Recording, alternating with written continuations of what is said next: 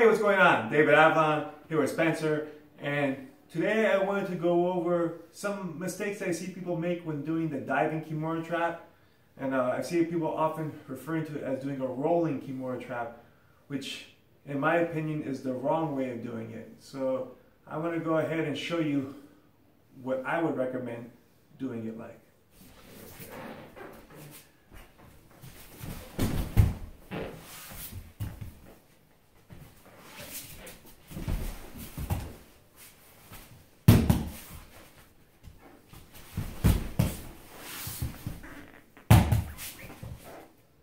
So let's go ahead and break this down. So the thing that I see people do, which I consider a mistake, alright, when they go to dive, they actually do like a complete somersault, like a forward roll.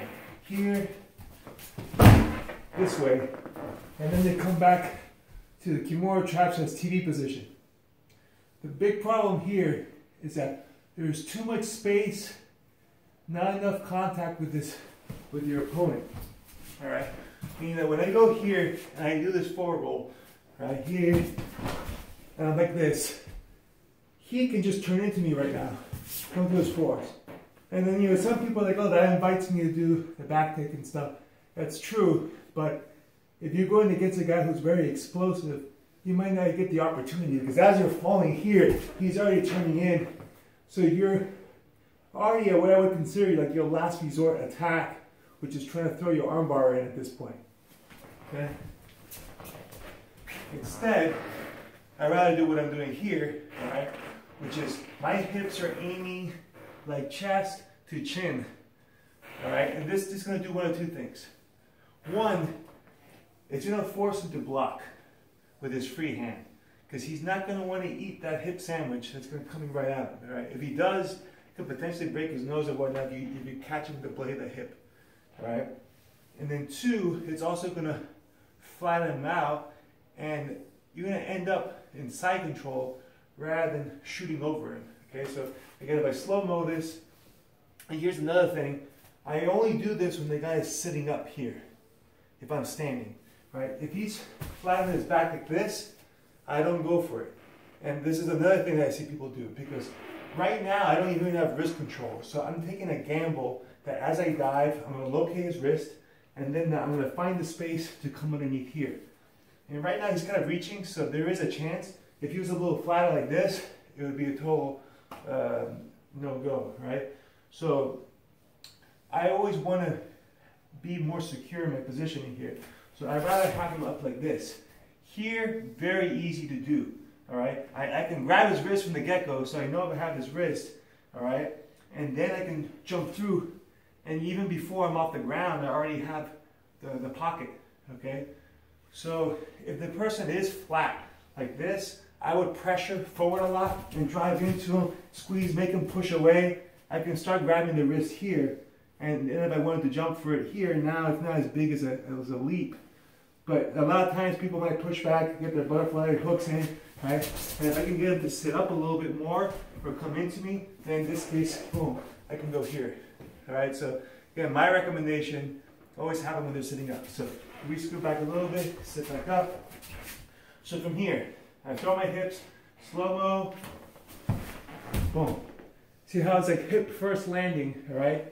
So it's not the nicest way of doing this technique, which is why I think a lot of people do it the other way, because they don't want to be mean to their training partners, but they're doing it wrong, in my opinion. Now, as I come through, my goal should be to pin the hand to the mat. Make my Kimura, okay? And now I'm in side control, so I'm already pretty close to finishing, boom, right here, okay?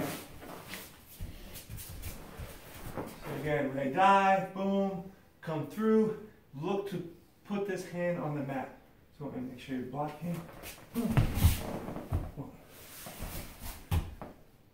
Now, that's the ideal scenario. All right, sometimes you might overshoot, which is okay, and then you're gonna land in a TV position when you come over, right? So again, he blocks, and I fall this way, okay? I'm still close enough to him for the TV position, if we do a little circle. I'm still close enough to him here that if he does turn, okay, I'm already ready to go and start taking the back.